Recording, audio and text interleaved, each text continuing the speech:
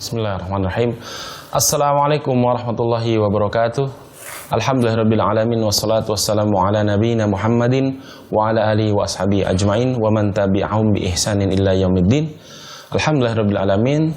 Para pemirsa Ahsan TV dimanapun Anda berada, pada kesempatan di pagi hari ini kita dapat berjumpa kembali di kajian pagi yang membahas kitab Al-Adabul Mufrad, buah karya dari Imam Bukhari, yang selalu akan disampaikan oleh pemateri kita, yaitu guru kita Ustadz Syahrul Fatwa LC Hafizahullah Ta'ala. Alhamdulillah, pada kesempatan di pagi hari ini kita masuk di pembahasan hadis ke-174, yaitu larangan memukul wajah. Di 60 menit ke depan insya Allah kita akan menyimak materi yang disampaikan Ustadz. Kemudian di sesi kedua akan ada sesi interaktif, yaitu tanya jawab kepada Ustadz. Silakan bagi para pemirsa yang ingin bertanya langsung bisa menghubungi kami di layanan telepon 0218901603 atau melalui pesan singkat di 081314455557. Baik pemirsa, dimanapun Anda berada, yang semoga senantiasa bisa dirahmati oleh Allah Subhanahu Wa Taala, kita langsung ke materi yang akan disampaikan Ustaz. Al-tafadhol masykur. Bismillahirrahmanirrahim. Assalamualaikum warahmatullahi wabarakatuh. Assalamualaikum. Alhamdulillahi rabbil alamin. Wassalatu wassalam ala rasulillah nabiyina Muhammadin wa ala alihi wa sahbihi wa man tabi'ahum bi ihsanin ila yaumiddin. Asyhadu an la ilaha illallah wahdahu la syarikalah wa asyhadu anna Muhammadan abduhu wa rasuluhu la nabiyya ba'dah. Qala Allah tabaraka wa ta'ala, ya ayyuhalladzina amanu taqullaha haqqa tuqatih wa la tamutunna illa wa antum muslimun. Wa qala aidha ya ayyuhan nasu taqu rabbakumul ladzi khalaqakum min nafsin wahidah wa khalaqa minha zawjaha wa batha minhuma rijalan katsiran wa nisaa'a wattaqullaha alladzi tasaaluna bihi wal arham innallaha kana 'alaikum raqiba.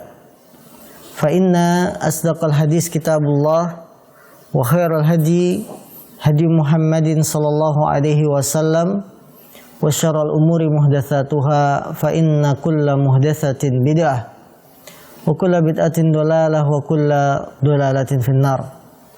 Saudara-saudariku yang dimuliakan Allah SWT, para pemirsa dimanapun Anda berada, alhamdulillah pagi hari yang cerah ini, di hari yang penuh keberkahan ini, Allah kembali mempertemukan kita dalam majelis ilmu, majelis hadis, membahas kitab Al-Adab Al-Mufrad, buah karya Al-Imam Al-Bukhari. Ketahuilah saudara-saudariku yang dimuliakan Allah, hadis-hadis Nabi adalah sumber hukum yang patut kita pegang kuat-kuat, yang harus kita jalani bersamaan dengan sumber hukum Al-Quran. Karena dalam beragama ini kita berhukum dengan Al-Quran dan hadis Nabi SAW.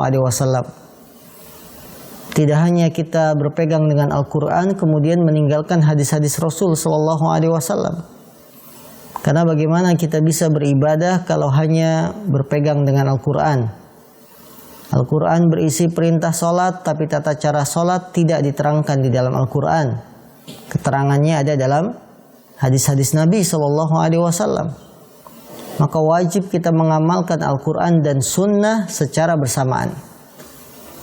Rasulullah SAW beliau bersabda, Inni utitul Qur'ana wa mithlahu ma'ah. Sungguhnya aku diberikan Al-Quran dan yang semisalnya secara bersamaan. Yang semisalnya maksudnya apa? Hadis Rasul SAW. Dan Rasulullah juga sudah berpesan kepada kita untuk berpegang teguh dengan ini, dengan dua pusaka ini, Al-Quran dan Sunnah. Beliau mengatakan, intamassaktum bihima ba'di lan tadillu abada. Apabila kalian berpegang teguh dengan dua pusaka ini, Quran dan Sunnah, maka kalian tidak akan tersesat selama-lamanya. Kitabullah wa sunnati, Al-Quran. Maksud dua pusaka tersebut adalah Kitabullah, Al-Quran, wa sunnati, dan sunnahku.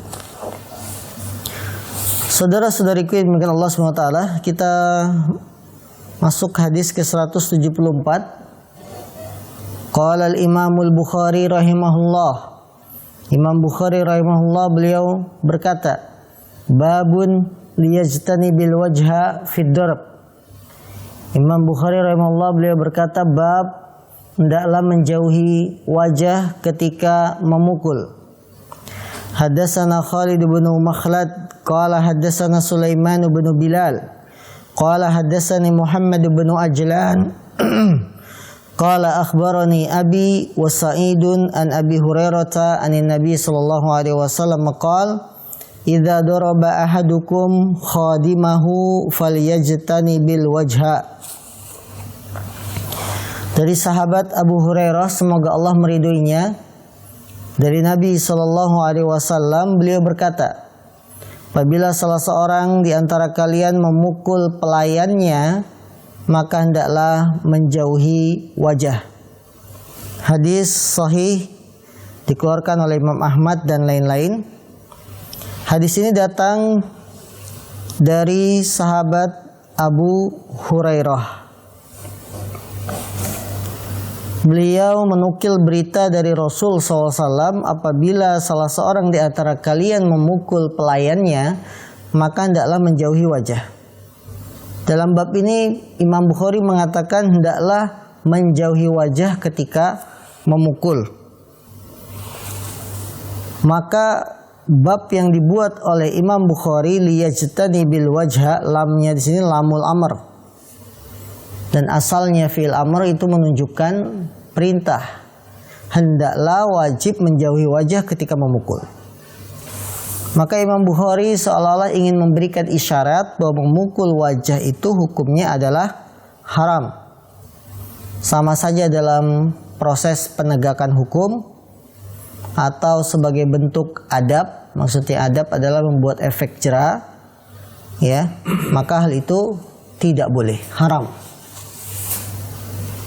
Dan ini ditegaskan oleh sabda Nabi, apabila salah seorang di antara kalian memukul pelayannya, misalkan pelayannya melakukan kesalahan, ya, atau tidak mau melakukan pekerjaan, maka kalau ingin memukul jauhilah wajah. Nah, jauhilah yang disebut wajah. Wajah seorang manusia batasannya dimulai dari awal tumbuhnya rambut di atas kening, turun ke bawah sampai dagu. Kemudian dari tulang yang dekat telinga, ya lebarnya dari tulang dekat telinga kanan ke tulang yang dekat telinga kiri, itu wajah.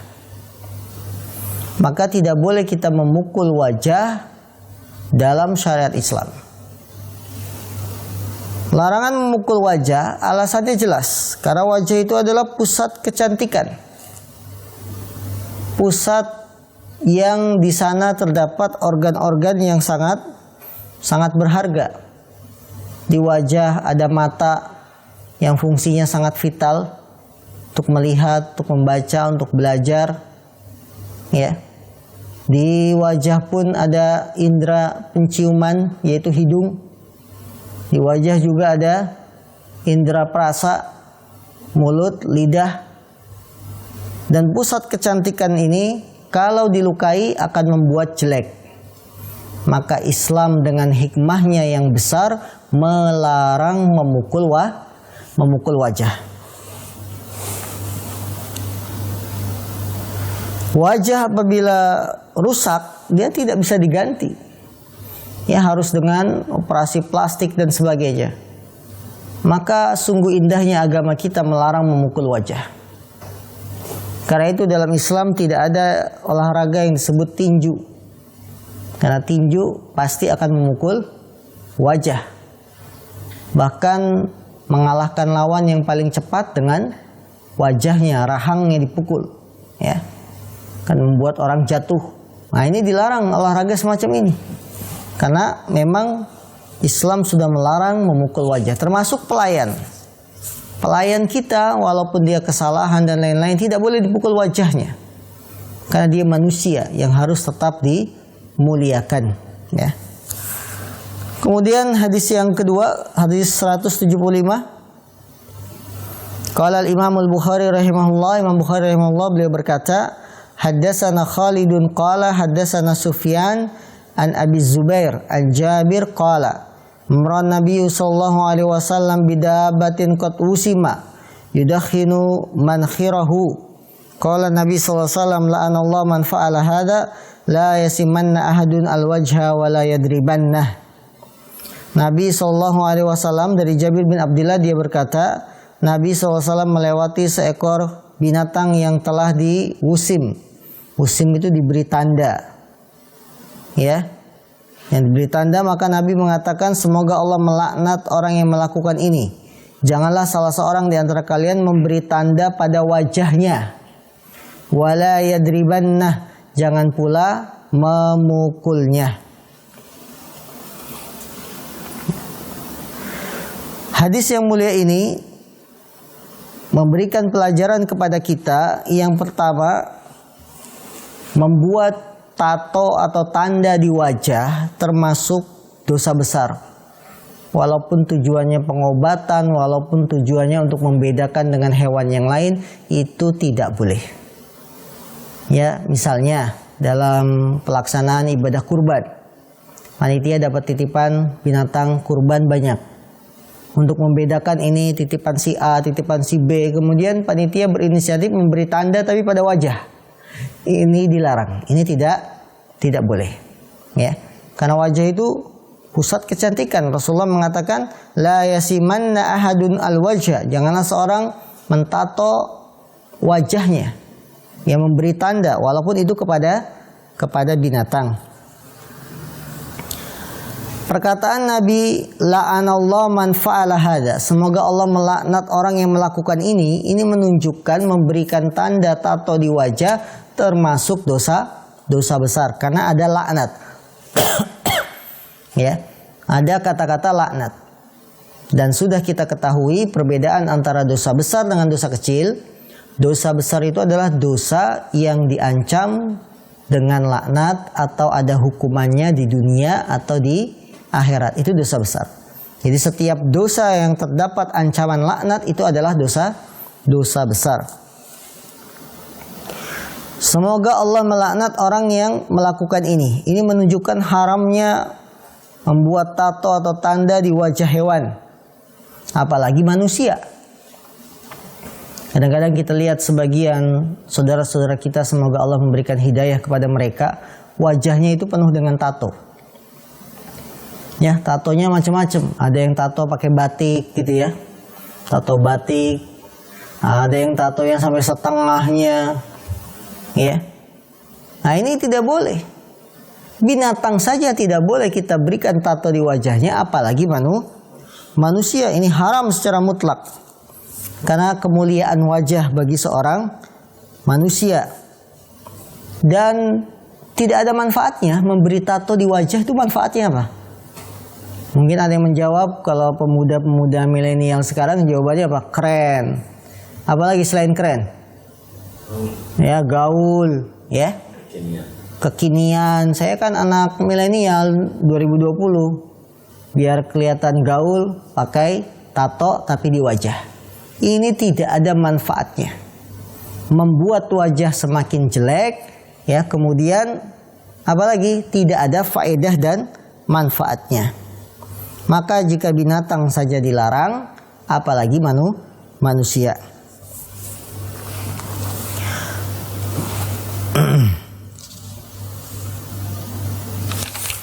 Hadis selanjutnya 176.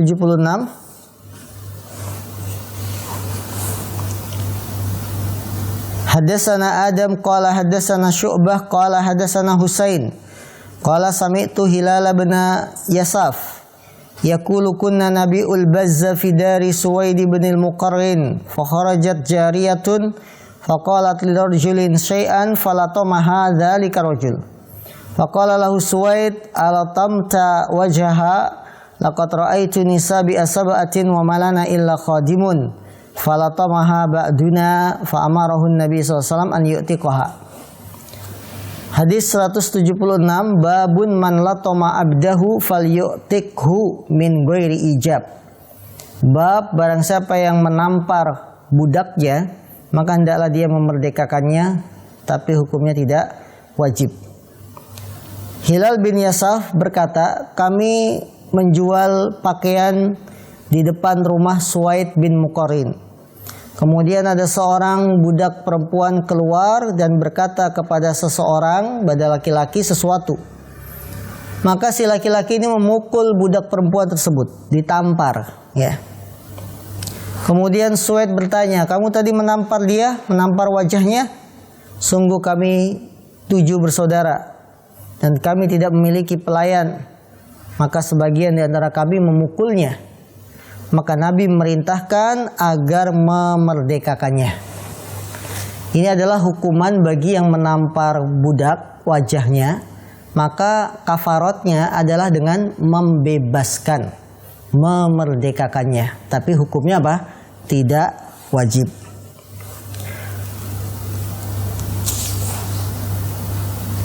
Maka kaum muslimin, saudara-saudaraku yang dimuliakan Allah, para ulama sudah menjelaskan bahwa ucapan Imam Bukhari min ghairi ijab ini menunjukkan memerdekakan budak karena sebab dipukul hukumnya tidak wajib, namun dianjurkan saja sebagai bentuk kafarat untuk menebus kesalahan karena kita menampar wajah budak. Hadis 177 juga sama, masih berhubungan dengan barang siapa yang menampar budaknya maka hendaklah dia memerdekakan budaknya. Hadis 178 sama.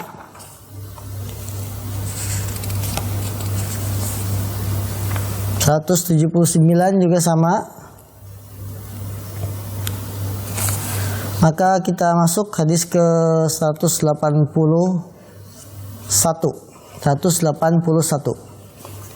Imam Bukhari rahimahullah beliau mengatakan babun kisosul abdi. Bab kisos, mengkisos seorang budak.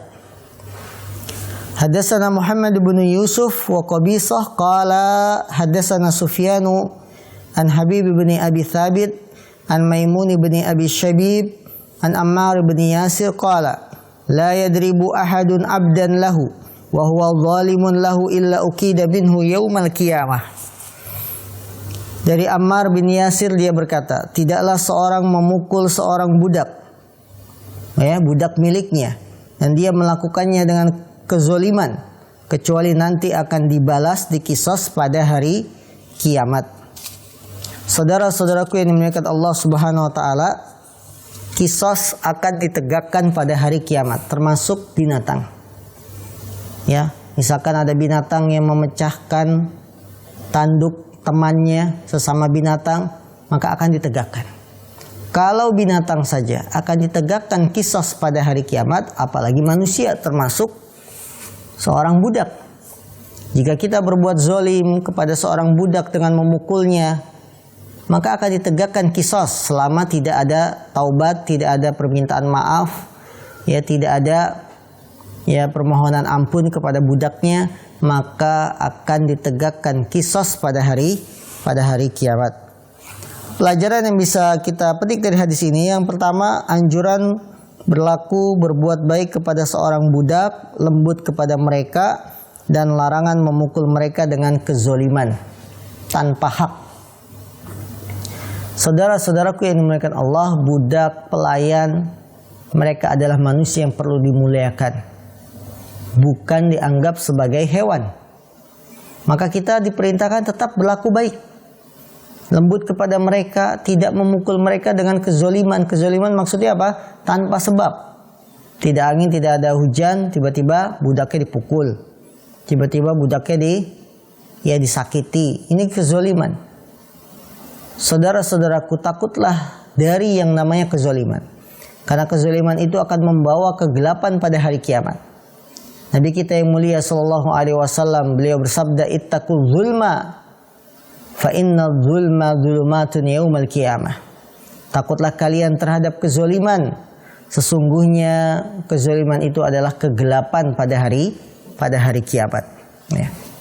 Termasuk bentuk kezoliman kepada pelayan. kezaliman kepada budak yang kita punya dengan memukulnya tanpa hak, tanpa sebab, maka ancamannya akan ditegakkan qisas pada hari kiamat. Yang kedua, pelajaran yang bisa kita petik dari hadis ini, penjelasan bahwasanya akan ditegakkan qisas bagi orang yang berbuat zalim dari orang yang dizolimi pada hari kiamat. Penjelasan tentang akan ditegakkan qisas pada hari kiamat terhadap orang yang berbuat zalim. Orang yang dizolimi, dia akan mengkisos orang yang menzoliminya pada hari kiamat. Karena itu kaum muslimin, berhati-hatilah yang namanya dari perbuatan zalim.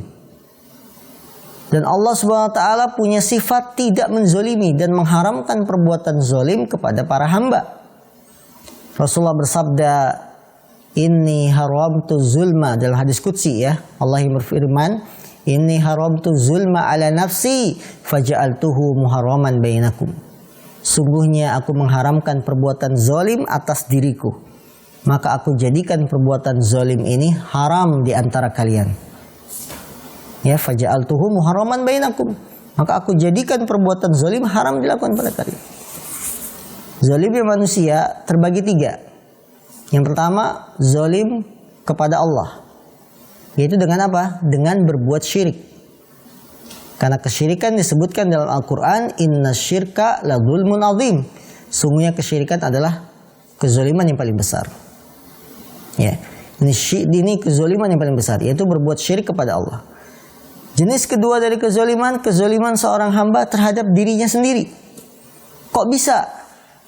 Bisa, misalkan seorang melakukan bunuh diri dengan memutus urat nadi. Ini namanya zolimi diri sendiri. Atau seorang hamba melakukan dosa maksiat, berarti dia menzolimi dirinya sendiri. Sama saja dia mendatangkan dosa untuk dirinya.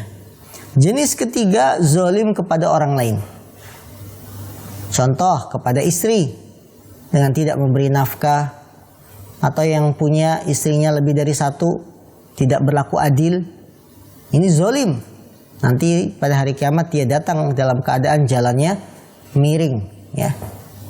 Zolim kepada orang lain, ini jenis yang ketiga. Pada istri, kepada pegawai, kepada pelayan, kepada budak, kepada tetangga. Menyakitinya. Ya. Atau mengambil hak-hak batas tanahnya. Nah, ini paling banyak. Seorang bertetangga, karena tetangganya ini sering pulang kampung, rumahnya kosong, akhirnya batas tanahnya dirubah, dicaplok, diambil. Haram, ini kezaliman. Ya. Dan seterusnya dari kezaliman kepada manusia. Maka kaum muslimin yang dimuliakan Allah, jangan sekali-kali kita berbuat zalim, karena nanti ada pengadilan yang paling adil di hari kiamat dan akan ditegakkan qisas bagi orang yang menzolimi. Pelajaran juga yang bisa kita petik dari hadis ini, peringatan dari bahaya kezoliman. Ya.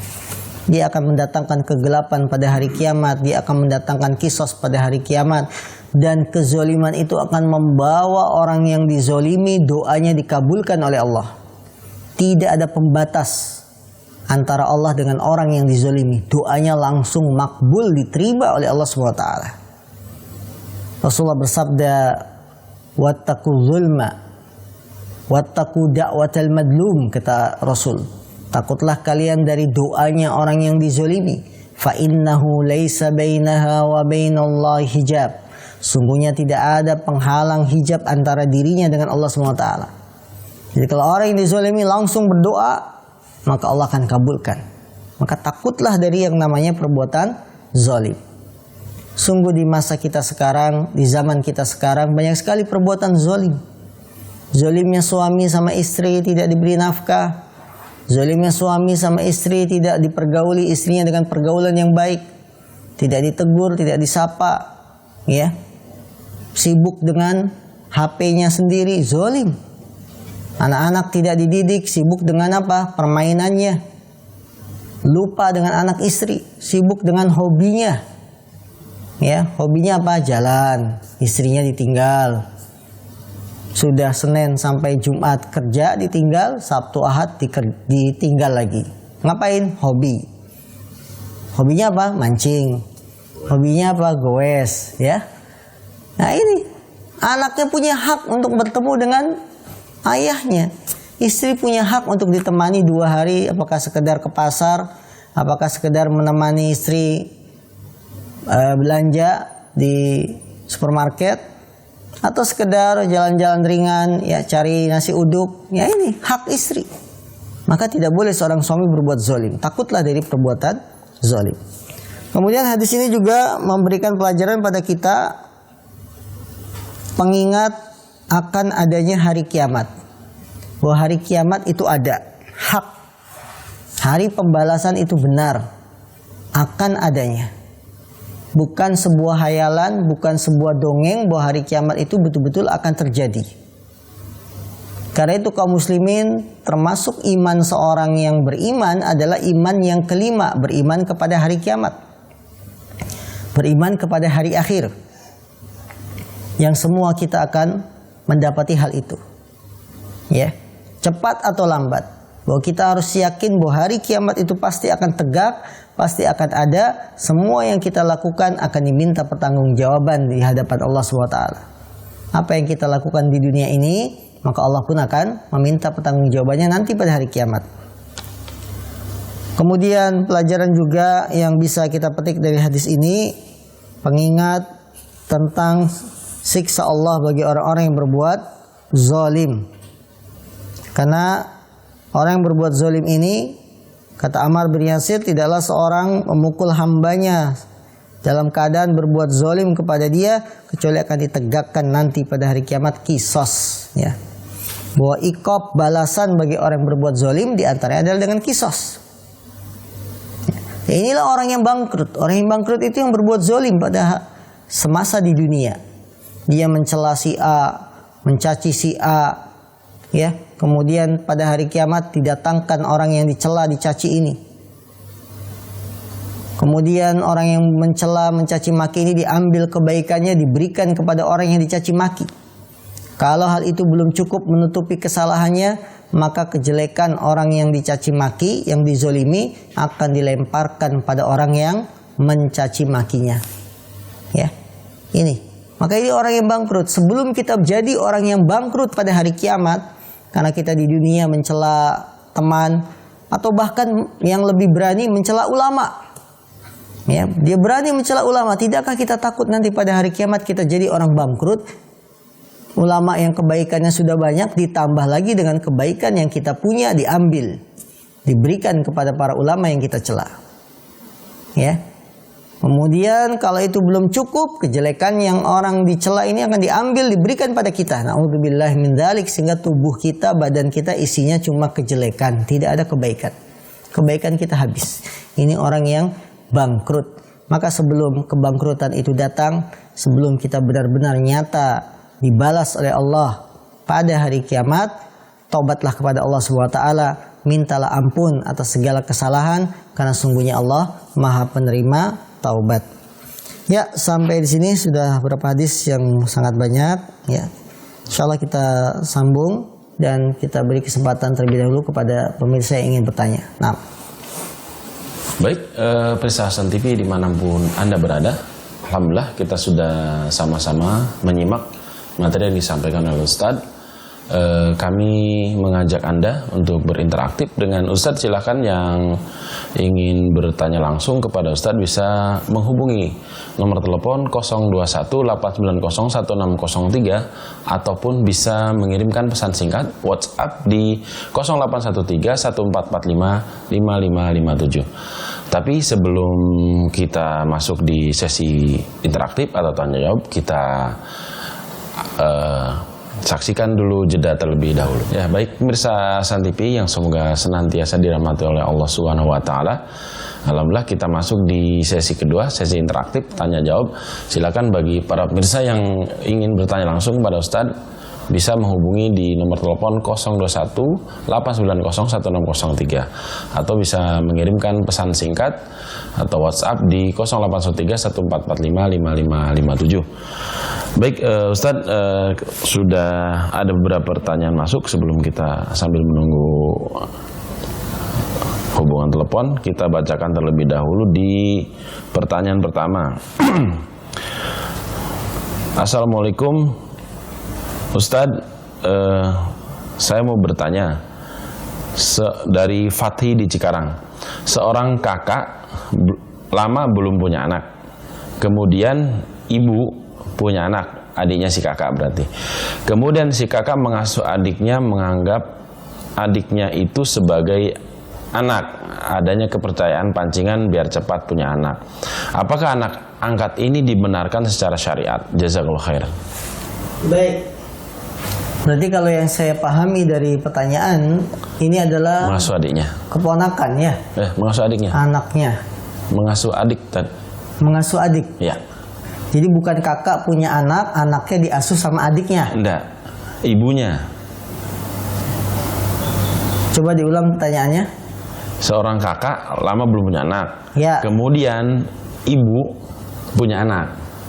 Ibu adiknya punya anak. Iya, adiknya si kakak, bukan ponakan, adik sendiri. Adik sendiri diasuh, ya. Kemudian dengan harapan supaya memancing bisa hamil, gitu ya. Apakah ini dianggap sebagai anak angkat? Dia tetap bukan anak angkat, dia tetap adalah adik kandungnya. Hanya saja dia diberikan pahala dengan merawat si adik, merawat si adik tersebut. Maka apakah boleh dijadikan sebagai anak angkat? Jawabannya tidak boleh, karena ini adalah saudara, ya, saudara kandungnya.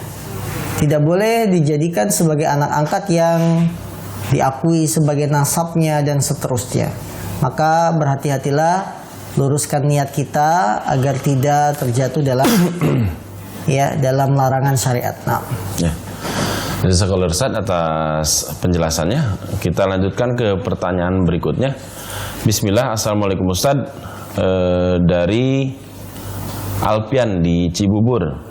Bagaimana jika seorang atasan yang membawahi beberapa orang dan dari beberapa orang itu ada yang tidak mau sholat? Apakah ini termasuk tanggung jawab atasan?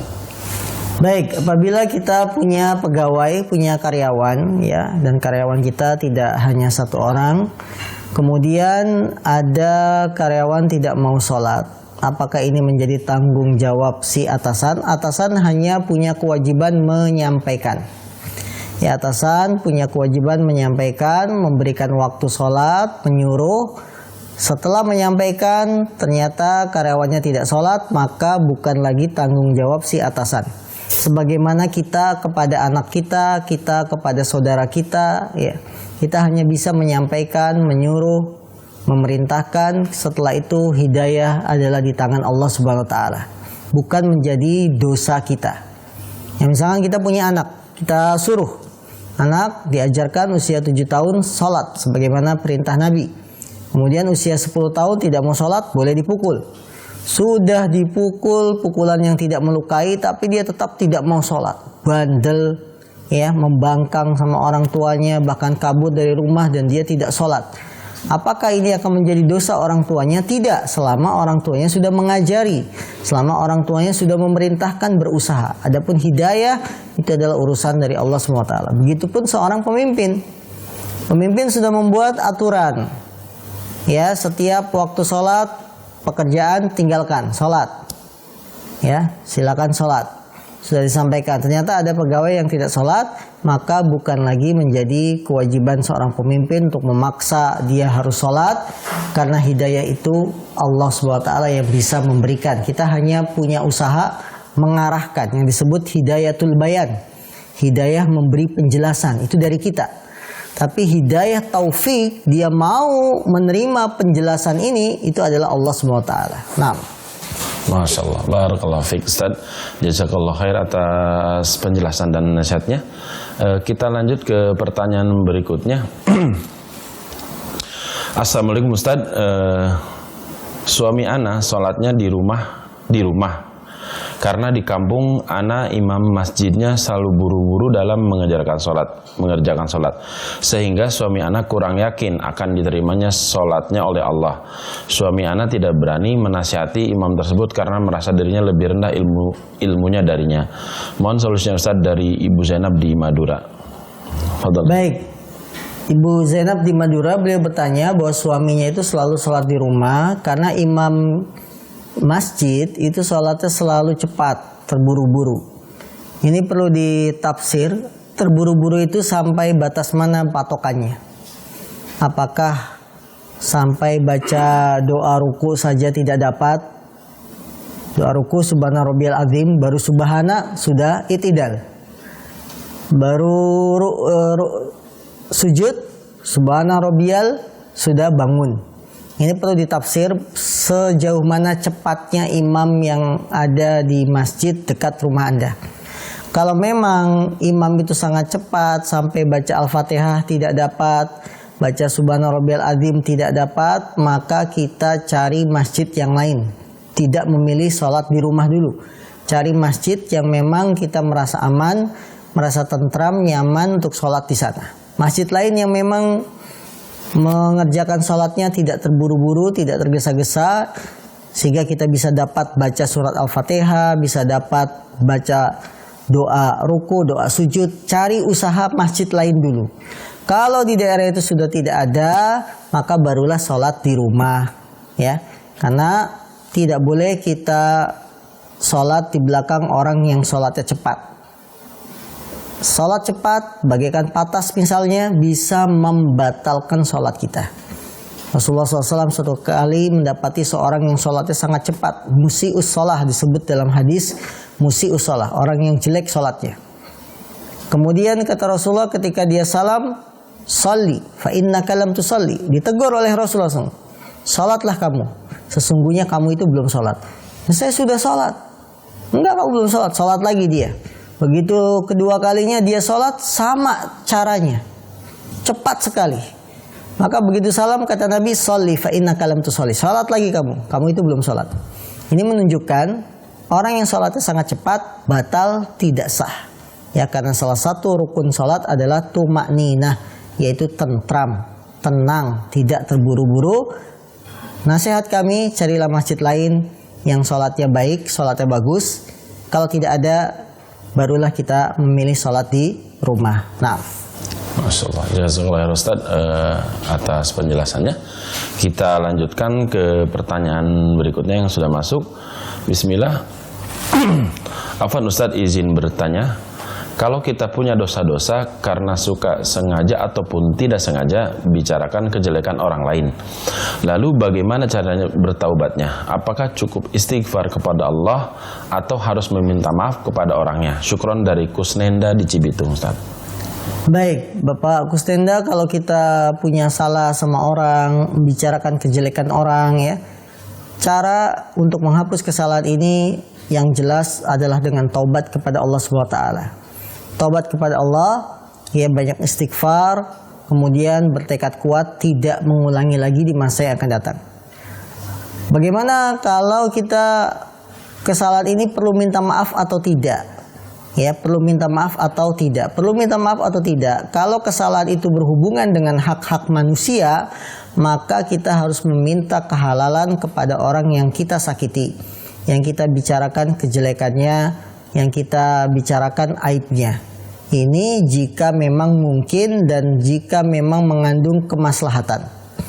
Jika dengan meminta maaf justru mengandung keburukan yang lebih besar, maka cukup minta ampun kepada Allah SWT sambil terus berbuat baik kepada orang yang kita zolimi, ya, kita doakan dia kebaikan dan seterusnya dengan tetap memohon ampun kepada Allah Subhanahu wa taala. Nah, Insyaallah, barakallahu fiik.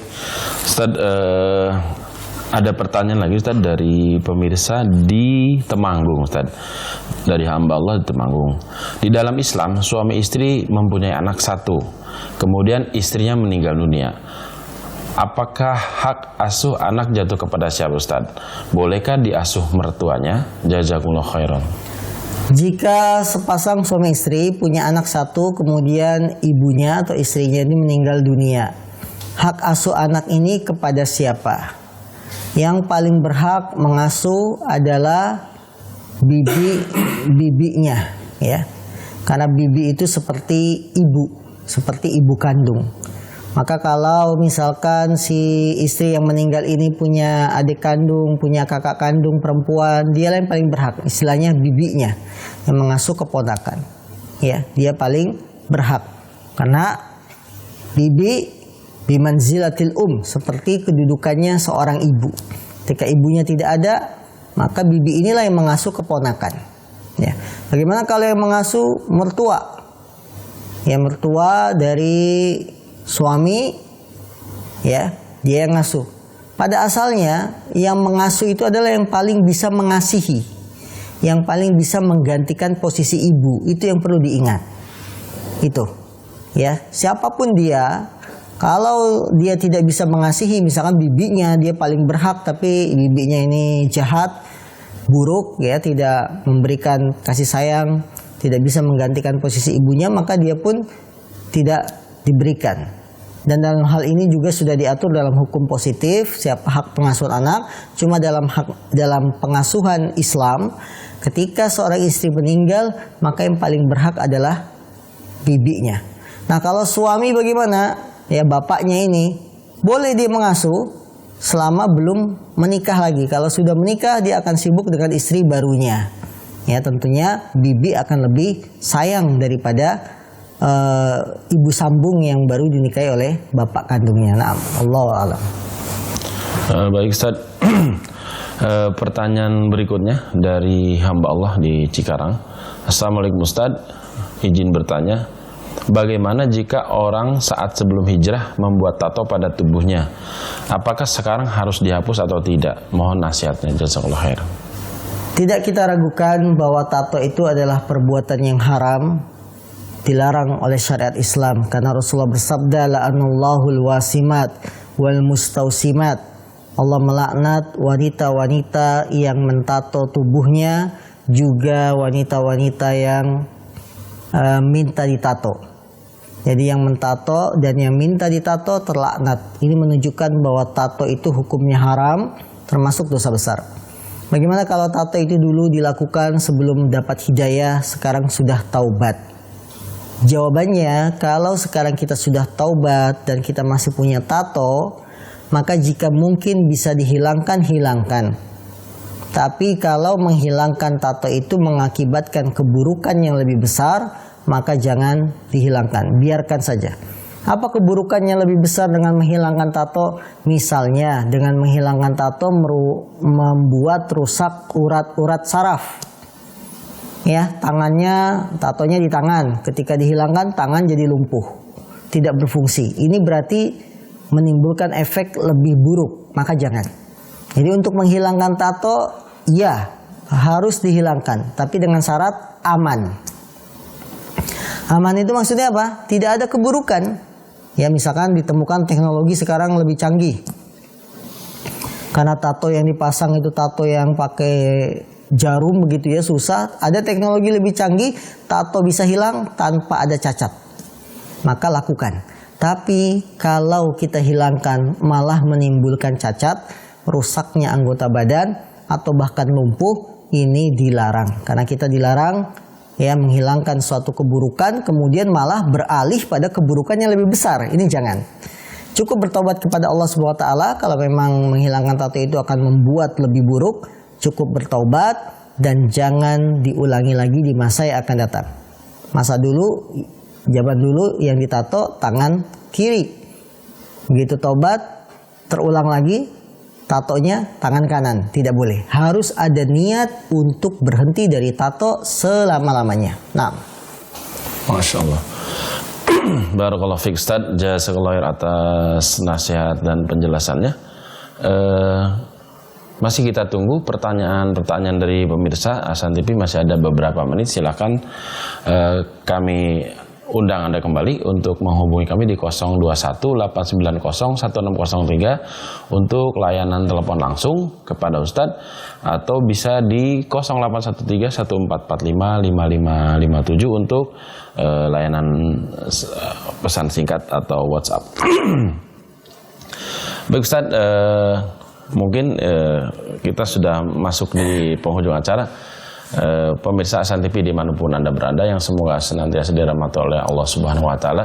Alhamdulillah tidak terasa hampir 60 menit, ya sekitar 50 menit lebih kita bersama-sama menyimak materi kajian yang disampaikan oleh Ustadz mengenai larangan memukul wajah, yaitu hadis ke-174 dan seterusnya.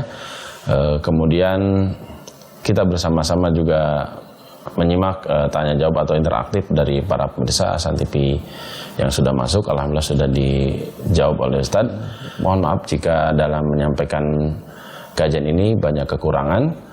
Kita tutup dengan kafaratul majelis. Subhanakallahumma bihamdika asyhadu an la ilaha illa anta astaghfiruka wa atubu ilaik. Assalamualaikum warahmatullahi wabarakatuh.